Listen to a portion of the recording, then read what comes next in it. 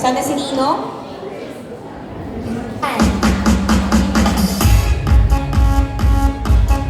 Ninong!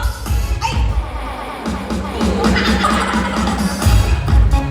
Ay, abi ko, mali na naman ko ba? Saan si Ninong? Jesus! Okay, let's move on to the next. Ninang Jillian Shimu! Palapakan po natin Ninang Jillian!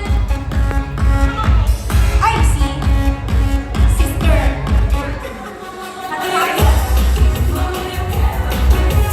Ay, bomba! Ay, lumalaban siya! Palapakan naman natin Ninang Jillian! I'm so happy. You know, blessed gid ko to be on the front seat nga ma-witness how the Lord has worked in your lives. From childhood, derang boy, pag-transition niya to being a binata, naging mama, and then you then coming into his life and everything nga natabo, you know. Grabe siya ng it's also an honor na mag-trust ka mo sa amon to be the second parents of Delver. So thank you for that gift. Well, actually, ang message ko is more for you because maybe hindi pa man ma-remember ni Delver. So, I know, I believe na kamo magyapon mag-relay sa ESNN in the future. So, di ba, it's truly a privilege to be entrusted with a child. And I believe, subong, patsagan nyo naman ang gratefulness nga you're able to experience that kind of love na, you know, never nag-expect na nag-exist gali until, di ba, Delver came into your life.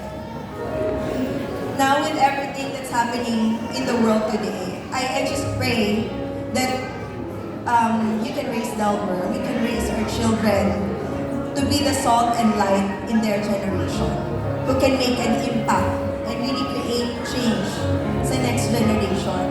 Because ako, personally, there was that one friend in grade school na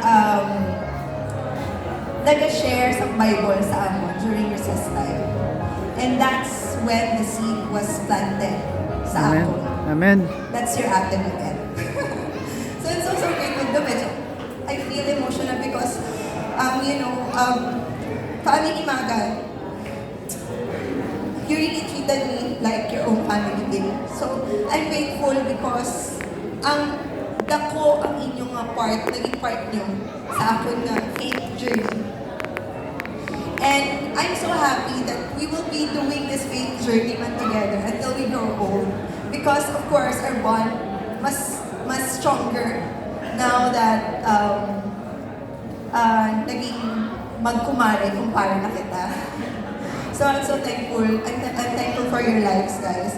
And yes, kami, what we have learned for the past 3 years of being parents, no, crucial since birth until 12 years of age of kids.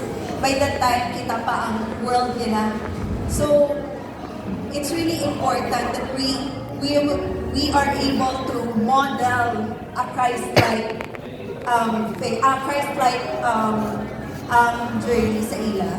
Nga through our actions, through the words we say, we are able to reflect Jesus because that's the value that we want to impart to our children na madala nila as they grow old. As what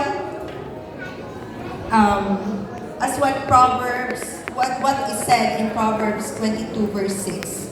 Train up a child in the way he should go. Even when he is old, he will not depart from it. So it's so important nga it starts with us.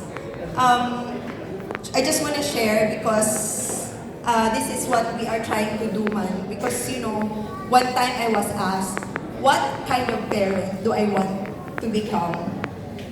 So, napaisip din ako ba? Of course, I want to be that parent na even when my kids are old na, adult na, they will still crave for my presence. na hindi nila mas gusto ko makipupod sa barkada nila. So, imo lang yapon yung presence because grounded sila sa love and they feel safe with you, di ba? So, that's one. And second is, actually that's second. And our first is, we really pray that we will be able to raise children who have a personal relationship with the Lord. And of course, maging possible na siya if they can see it from us, the parents. It's also important, we learn na it's really important na ang relationship sa parents, ang unang